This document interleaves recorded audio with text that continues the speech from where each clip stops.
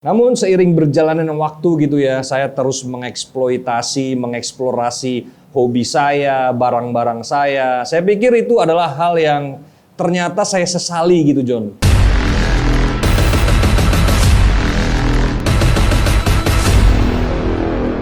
Assalamualaikum warahmatullahi wabarakatuh. Balik lagi bareng Bang Joni di channel paling ngocol, apalagi kalau bukan gas John.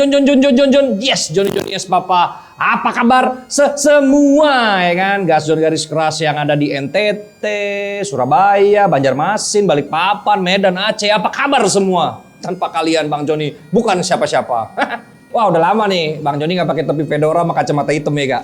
Yalah. Ini it feels like kita balik lagi ke 2 tahun, 3 tahun yang lalu ya, awal-awal Gas John ya, dengan penampilan seperti ini gitu ya. Di episode kali ini juga bagian dari itu, romansa kerinduan kita terhadap Gas John versi lama. Karena kemarin ada yang komen katanya Gas John konsep videonya berubah-berubah gitu ya. Jadi di sini akan saya jelaskan awal mula perjalanan karir Gas John hingga sekarang. Jadi sebelum kita melanjutkan ke perbincangan selanjutnya, saya mau ganti kacamata dulu ya kan. Karena produk kita terlalu banyak kecang kali ya kacamatanya.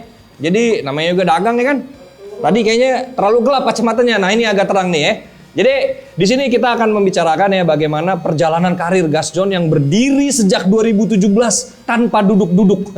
Makanya capek berdiri mulu ya. 2017 ketika awal mula saya membuat channel YouTube ya kan. Jadi saat itu bisnis saya sedang tidak baik, sangat tidak baik gitu ya. Jadi ketika sedang depresi, nggak ada kerjaan, nggak ada callingan, nggak ada syuting ya kan. Saya sedang bermain PS. Tiba-tiba datang seorang teman gitu ya, dia bilang, sampean kenapa nggak bikin YouTube aja mas bro katanya. Saya bilang, ngapain bikin YouTube? Gue bilang, kerjaan gue bikinin orang YouTube. Bikin YouTube kayak saya nih. Lalu dia menunjukkan kepada saya bahwasanya dia adalah seorang motovlogger saat itu ya. Motovlogger tuh yang ngoceh doang pakai helm. Saya lihat, yang bener loh. Bankingnya luar biasa Joni. Saat itu juga dengan gegabahnya saya membuat YouTube.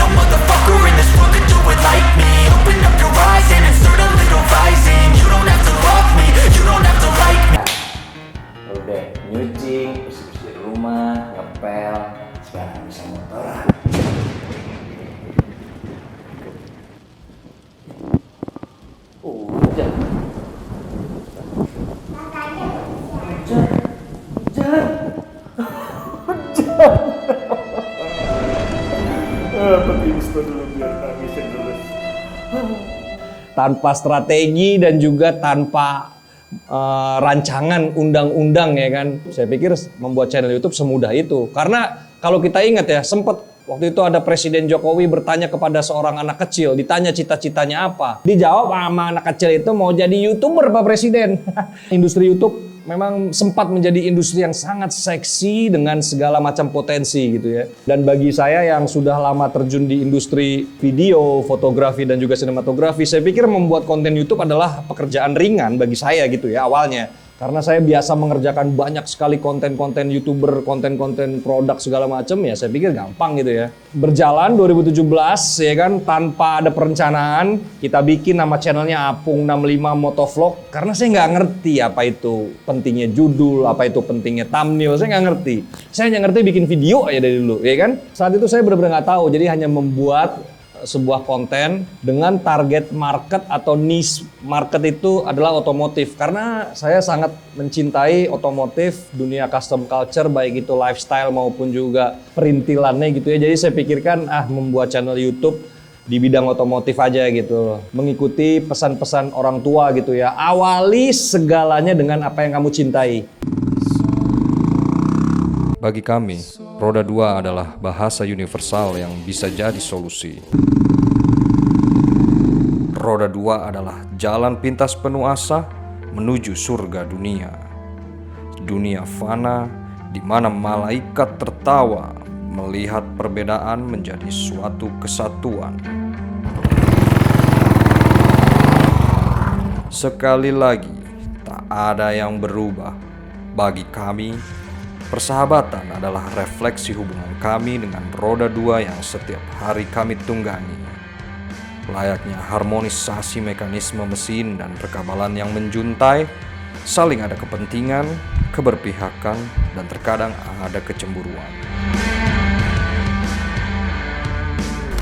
Namun seiring berjalannya waktu gitu ya, saya terus mengeksplorasi hobi saya, barang-barang saya. Saya pikir itu adalah hal yang ternyata saya sesali gitu, John. Jadi seperti halnya saya itu hipokrit gitu ya, ketika saya mengkritik dan membuat lagu tentang bagaimana para konten kreator Indonesia itu yang memamerkan barangnya. Aku bosan dengan media yang ada, kontennya itu saja. Ku kesal mereka nggak ada isinya, katanya untuk pasar Indonesia. Semua kamu pamer-pamer harta, kau buat aku merasa miskin saja. Ku ingin sesuatu yang beda, kontennya yang ada maknanya. Gasjon garis keras, membeli barang baru disebarluaskan. Saya pikir, loh kok saya begitu juga gitu tanpa saya sadari gitu loh. Dan itu menjadi turning point gitu loh. Penyesalan saya pernah melakukan itu gitu ya. Jadi saya pikir apa gunanya saya membuat channel YouTube yang isinya tuh sama yang lain gitu. Setelah timbul begitu ketidaknyamanan gitu ya John ya. Sangat tidak nyaman John. Hobi dieksploitasi itu sangat tidak nyaman. Karena itu seperti halnya seperti mengeksploitasi privacy gitu. Jadi saya kurang nyaman lah dengan kejadian tersebut lah. Jadi saat itu saya berpikir bagaimana channel ini tetap harus jalan karena saat itu perkembangan cukup bagus, terus bertambah jumlah penonton dan pengikutnya gitu ya. Saya pikir ini tetap harus jalan dan harus rubah haluan gitu. Saya tidak mau menjalani sesuatu dengan penuh kepura-puraan gitu John. Makanya saya pikir merubah konsep, merubah formula untuk menjadi lebih bermanfaat dan berguna gitu ya. Mungkin karena saya menyadari saya tidak punya bakat menjadi seorang entertainer atau seorang vlogger yang terus-terusan gitu ya mengeksploitasi diri dan juga harta gitu. Jadi karena bagi saya apa yang mau dieksploitasi gitu kalau hartanya nggak ada. Jadi YouTube tuh soal kelelahan gitu John. Jadi insya Allah ya membuat sebuah video itu pekerjaan mudah. Tapi kalau kita bicara YouTube nggak semudah itu ternyata setelah saya jalani gitu ya. Saya ingin membuat sebuah channel itu yang sekiranya bermanfaat lah buat para penonton gitu. Karena saya menghargai sekali penonton karena mereka harus membuang kuotanya ya kan. Kalau penonton saya dari kota besar sih nggak masalah, kuota nggak ada masalah.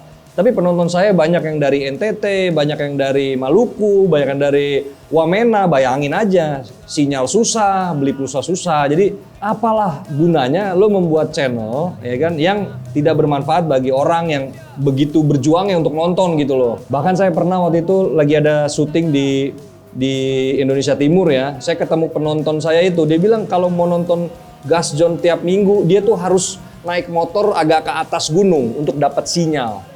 Saya harus menghargai itu dengan membuat sebuah tayangan yang ya paling nggak bermanfaat lah buat para penonton gitu ya. Makanya sejak itu saya berubah, saya tidak lagi mengeksploitasi diri, tapi saya mengeksploitasi orang lain nih. Mengeksplorasi narasumber saya yang bagi saya anggap menginspirasi saya lah paling nggak saat itu gitu ya. Nah seiring berjalan waktu itu mungkin sekitar 2019-2018 saya Gasjon merubah konsep seperti itu. Ternyata juga sulit. Kalau sebelumnya kita berperang melawan robot, sekarang kita berperang melawan jadwal orang gitu. Jadi orang yang diajak syuting itu nggak bisa waktunya. Belum lagi kemarin kena ada COVID segala macam. Jadi kita susah banget cari narasumber. Biaya produksi juga jadi meningkat. Yang tadinya saya cuma pakai kameramen 1, sekarang saya harus pakai kameramen bisa 3, bisa 4. Dan itu meningkatkan beban operasional. Maka untungnya Gasjon itu banyak mengerjakan konten-konten klien-klien kita yang YouTube kita kelola. Itu cukup membiayai kita. Tapi tetap aja produksi syuting YouTube itu bisa dibilang sudah tidak kecil lagi gitu. Sudah nggak tren lagi seorang vlogger membawa kamera sendirian gitu. Dari situ, dari tingginya beban biaya produksi ya, kita akhirnya berpikir untuk bagaimana kita coba membuka donasi nih John. Jadi kita baru saja membuka donasi buat kalian Gasjon garis keras yang ingin Gasjon tetap ngocol di YouTube. Kalian bisa memberikan donasi kalian yang linknya saya berikan di bawah. Karena setiap 20.000 kalian itu akan sangat bermanfaat untuk Encang Ali, untuk Imron, untuk Embe. Jadi donasi itu untuk biaya produksi sehingga Gasjon bisa terus memproduksi konten-konten yang semoga insya Allah ya bermanfaat buat kalian semua gitu. Jadi linknya ada di bawah, Sociabuzz, itu bisa ketik link, kalian donasikan seikhlasnya, saya tidak memaksa karena anggap aja itu bentuk apresiasi kalian ke kami, ke Gasjon, dan bentuk apresiasi Gasjon adalah yang membuat tayangan ke kalian gitu. Sekarang ku bangga, ku sekuat baja. Sudah berdan kebanggaan, integritasku siap untuk menantang. Gaston rajini keberanian, wawasanku bekal masa depanku. Gaston tinggikan kecerdasan, diriku bangga ku tunjukkan dunia. Ayo mari kita bertengkar. Sebenarnya setiap karya berkesan bagi saya. Setiap narasumber memberikan pengalaman, memberikan sensasi, memberikan nilai baik, nilai luhur yang baik. Tapi di sini saya akan membahas 5-6 episode yang benar-benar merubah haluan Gasjon. Tapi sebelum itu, saya harus ganti kacamata dulu. Karena itu tadi, Cang. Produk kita banyak, Cang. Ya kan? Wah, terang banget. Nah, yang pertama nih, John. Video pertama yang merubah Gasjon itu ya, waktu Gasjon masih rajin-rajinnya membuat konten otomotif gitu ya. Itu adalah konten berjudul beli mobil baru Toyota Rush, manfaat dan resiko telat ganti oli. Ini adalah episode pertama di Gasjon yang mendatangkan uang buat kami. Jadi ada sebuah brand mobil dari Jepang dan juga sebuah brand oli itu bekerja sama, lalu mereka placement di channel Gasjon. Lalu kita buatkan video yang bisa kalian saksikan ini. Sekarang harus rajin ganti oli, titik. Beb, lo beli mobil baru, pokoknya beli mobil baru. Beb, ada mau masak.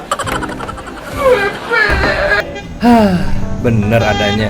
Di balik suami yang berjiwa besar, tentu ada istri yang berbadan lebar. Semua demi cinta. Hari ini gue akan wujudkan impiannya. Kaki gua. Gua nggak mau mobil ini lagi. Gua mau beli mobil baru. Ada 3 alasan kenapa gue memutuskan beli mobil di showroom ini. Yang pertama adalah soal kredibilitas dan juga profesionalisme. Dan yang kedua adalah service after sales yang sempurna. Dan yang ketiga, adanya ruang tunggu yang nyaman, ruang tunggu anak, dan juga ruang ngopi. Dan yang terpenting, warna yang gue pilih ada di sini. Jadi gue mau beli.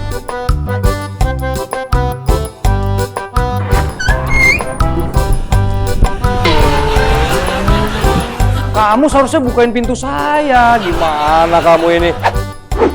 Innova, Yaris, Avanza. Saya mau beli itu. Bos mobil. Oh, salah. Oh ya, sales. Ajudan sales, panggil sales. Sales mana?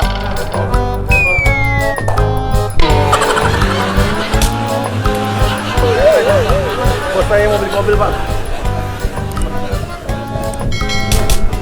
Udah gila, ini tuh orang tahu tuh, Bos. Ya karena memang dari kecil tuh saya sangat terinspirasi dengan Sri Mulat dan juga Warkop DKI ya. Jadi dalam melakukan celtukan-celtukan atau lawakan-lawakan ya saya lebih banyak spontan-spontan kayak gitu sih.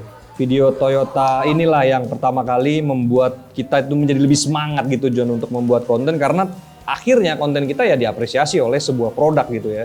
Berikutnya juga video serupa gitu ya saat ketika saya beli motor Harley Davidson itu di Siliwangi, Bandung. Kebetulan waktu itu ada Siliwanginya mengendorse saya, placement iklan di saya, lalu mengharuskan saya membuat konten. Dan video ini juga menjadi video favorit saya karena video inilah dimana saya beli motor, terus ketemu orang nggak jelas, random, terus kita riding bareng. Siapa tadi namanya? Asram. Asram. Mas Asram berkenan lah. Emang mau kapan rencana jalannya? Sekarang saya baru beli motor, tuh motornya belum dipanasin. Tadi saya beli sama Mas Ivan. Oh, Mas Ivan Gunawan itu loh ya. Bisa silakan dipikirin aja, saya tunggu di situ ya. Di situ tuh tempat saya mau lihat aksesoris Di lagi. meja? Di meja situ ya. Oke, Tolong kabarin Kang ya. Coba ini dulu Tapi ya. saya berharap Tanya banget dulu. nih kalau bisa emang enak banget. Insya Allah. Ya, tolong makasih ya. Milaedin lo ya. Siap. Lo diem aja lo. Cicing wae lo. Ya lu. Kucing. Hei, goblok. Kocok.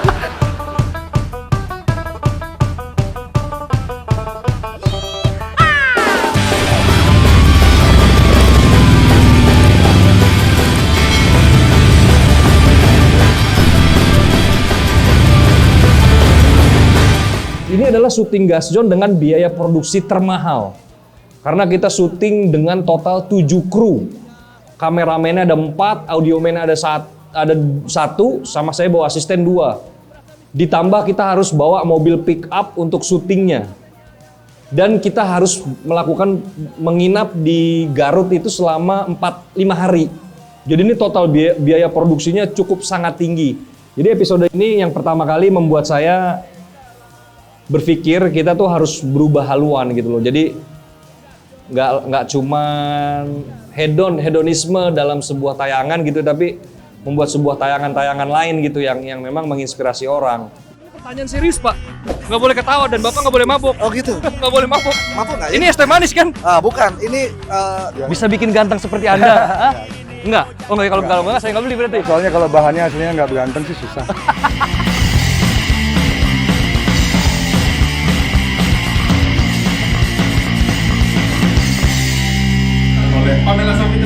When the time is running fast and there's no one by your side, till you gotta go and gotta find another state of mind. Tak bisa dipungkiri, Bali sangat erat kaitannya dengan culture musik yang banyak terinfluensi dari budaya barat. Mungkin ini sudah menjadi kodrat bahwa pariwisata sedikit banyak menghasilkan mudarat. Namun itu pula, dari pulau cantik ini lahir 3 pria yang tak mau mengalah. Nih es teh manis. Dari situ, kalau kalian penonton Gas John dari lama ya, kalian pasti memperhatikan teknik editing dari Gas John. Itu kita berorientasi pada music. Jadi mulai dari beatnya, mulai dari emosinya, mulai dari feel-nya, itu semua ngikutin musik. Jadi musik itu adalah hal yang memang membuat kita itu sangat tergila-gila gitu ya. Makanya dari situ saya pikir ketika channel ini sudah mulai besar, orang sudah mulai tahu, ini akan sangat mudah ketika saya ingin ketemu musisi-musisi yang saya suka gitu ya. Pertama kali saya ketemu musisi yang saya liput di Gas John itu adalah Superman is Dead sebenarnya. Pertama kali Gas John membuat ya sebuah tayangan yang di luar otomotif, membuat konten dengan judul Superman is Dead, kesatria yang menjadi legenda dari Bali. Di situ saya berbicara kepada Eka dan juga Jering untuk membahas apa itu Superman is Dead, dan di situ saya mengeluarkan pendapat saya tentang Superman is Dead, bagaimana 3 pria yang tak mau mengalah ini menjadi sebuah legenda di Pulau Dewata. Dan video ini mendapatkan respon yang sangat baik dari teman-teman Superman is Dead sendiri. Dan respon dari penonton di Bali juga sangat bagus, John. Jadi malah berpikir Gas John itu channel Bali dulu. Karena pertama kali mereka mungkin melihat dari Superman is Dead ini. Membuat Superman is Dead itu, video yang cukup viral saat itu ternyata membuka jalan kita ke musisi-musisi lain, John. Jadi saya pikir saya nggak akan ketemu Superman is Dead secara full. Saya nggak akan bisa ngobrol sama Shaggy Dog. Saya nggak mungkin bisa bertemu sama Iwake gitu ya kalau saya nggak punya channel gitu. Nggak mungkin mereka mau ketemu saya gitu. Jadi saya menganggap rezeki dari YouTube ya salah satunya itu. Saya bisa jadi kenal dekat dengan para musisi-musisi yang saya dengarkan sejak kecil. Itu mengapa video berikutnya ini juga sangat berkesan nih buat saya nih John. Buat gua nih John ya. Kenapa ini sangat berkesan? Karena siapa yang tidak tahu Iwake, legenda musik hip hop yang ada di Indonesia. Seorang musisi yang dari kecil gua dengerin lagu Malam Indah, tiba-tiba dia harus ada di samping gua. Jadi itu melatih mental kita sebagai content creator atau host gitu ya. Itu untuk bertemu orang-orang besar. Dan itu ternyata nggak gampang juga John, ketemu orang-orang besar seperti itu. Gimana caranya kita suka sama dia tapi nggak boleh kelihatan terlalu suka.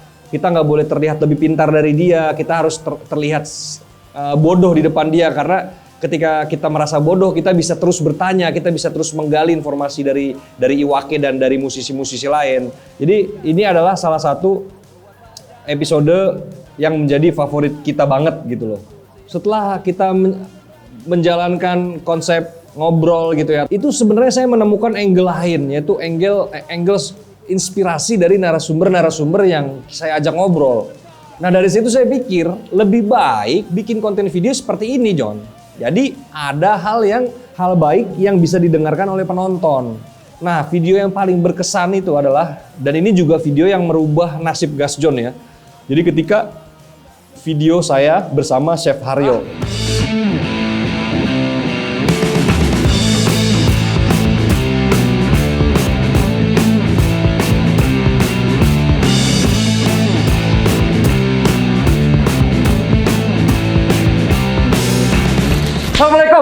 ini dia.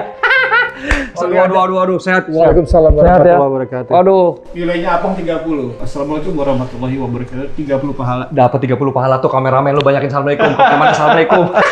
Itu ditonton lebih dari 2 juta penonton. Itu merubah karir kita, merubah Gasjon, merubah karir Chef Haryo juga gitu ya.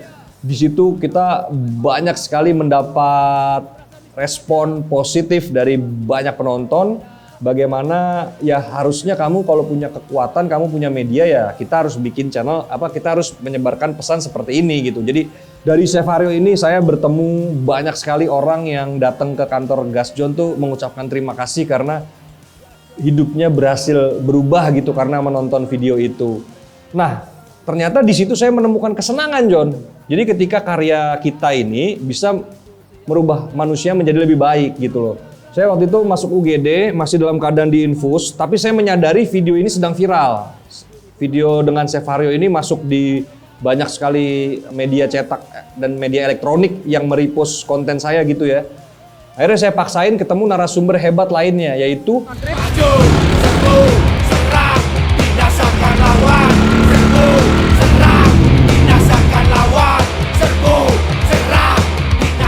Gatal biji. Geter-geter ya. Dengarkanlah sejenak, wahai peri kecilku, biar rasa ini selalu untukmu. Genggam erat tanganku hingga Papa cuma mau bilang, merasa jemu. Bapak rindu luar biasa sama Tapi Mika. jangan Setiap malam Bapak berdoa, kalau Mika bisa ketemu sama Mama lagi. ekonominya jatuh, dia pernah berusaha bunuh diri, dan dari situ sebenarnya saya tidak mau mengeksploitasi kehancurannya beliau sebenarnya. Ya dieksploitasi ya, tapi bagaimana eksploitasi tersebut bisa memberikan pesan yang baik buat para penonton, dan alhasil video tersebut juga tembus 2 juta penonton juga. Karena pesannya ya bagaimana di situ Buluk dengan tulus dan dengan jujur berbicara untuk mengingatkan kita semua kalau hidup itu ya seperti putaran roda, John. Jadi nggak selamanya kita di atas, nggak selamanya juga kita di bawah. Jadi hidup naik dan turun, dan bagaimana sebagai manusia tuh harus pintar menyiasati itu. Dari Buluk juga saya belajar ya kan bahwasannya menjadi public figure itu tidak selamanya enak, John. Jadi dari situ saya belajar banget tentang bagaimana Buluk itu survive untuk hidup dan bagaimana juga dia survive untuk mengembalikan kehidupan ekonominya, dan itu benar-benar menampar kita brak bolak-balik, John. Dari banyak narasumber itu sebenarnya kita bisa banyak sekali belajar gitu loh. Jadi kalau gue bukan tipe orang yang bisa belajar dari youtuber Indonesia gitu, karena jujur aja ya walaupun saya hidup di YouTube tapi saya nggak pernah nonton YouTube Indonesia gitu. Kalau ada faedahnya saya tonton. Saya nonton malah channel-channel berat ya, yang saya tonton ya channel-channelnya Pak Gita Wirjawan, Profesor Renald Kasali, itu saya tonton. Cara kita itu menebus dosa kan macam-macam, John ya. Jadi kalau saya insya Allah meyakini ketika saya menyebarkan kebaikan dari channel-channel yang kita buat, dari konten-konten yang kita buat, masa kagak dikasih pahala ya kan? Doain makanya Johnny ya kan. Jadi kalian selain bisa doain, kalian juga bisa support lah. Karena ya itu tadi, percuma lah mengeksploitasi diri, capek ya kan. Harus terlihat baik-baik saja, harus terlihat ceria gitu di saat listrik rumah bunyi. Di saat sewa kantor harus bayar, di saat anak buah belum pada gajian. Jadi buat apa lo berpura-pura? Kecuali ya gue Baim Wong atau Rans namanya lupa gue, Rans Entertainment. Lah itu. Nah itulah kamu lah bisa lah mengeksploitasi diri lah, kan saya ini butiran debu ya John. Jadi ya nggak bisa dieksploitasi terus lah. Makanya saya pikir punya media ya dimanfaatkan sebaik-baiknya. Ya itu aja John. Jadi semoga dengan tayangan ini daya ledak, daya perlawanan, daya mendukung Gasjon garis keras terhadap channel ini tidak berubah sedikit pun, walaupun kita semua ini berubah gitu. Jadi terima kasih lah pokoknya buat segala dukungan, buat kalian yang menyupport kita dalam bentuk menonton, like, mensubscribe, memberikan komentar baik itu buruk ataupun jahat, membeli merchandise Gasjon sekecil apapun support kalian. Itu meningkatkan semangat kami sebagai konten kreator abal-abal ya kan. Nanti kapan-kapan saya mau coba live streaming nih. Jadi kita bener-bener saya live streaming ngobrol sama kalian doang gitu ya. Tapi nggak tahu kapan, nanti coba kita lihat. Buat kalian yang mau mendengarkan saya live streaming bisa ketik komentar di bawah. Semakin banyak yang minta live streaming, maka saya akan live streaming ya kan, malam pertama dengan seorang janda. Akhir kata, Bang Joni izin pamit. Wabillahi taufiq wal hidayah. Wassalamualaikum warahmatullahi wabarakatuh. Gas John, yes, Gas John. Bye bye.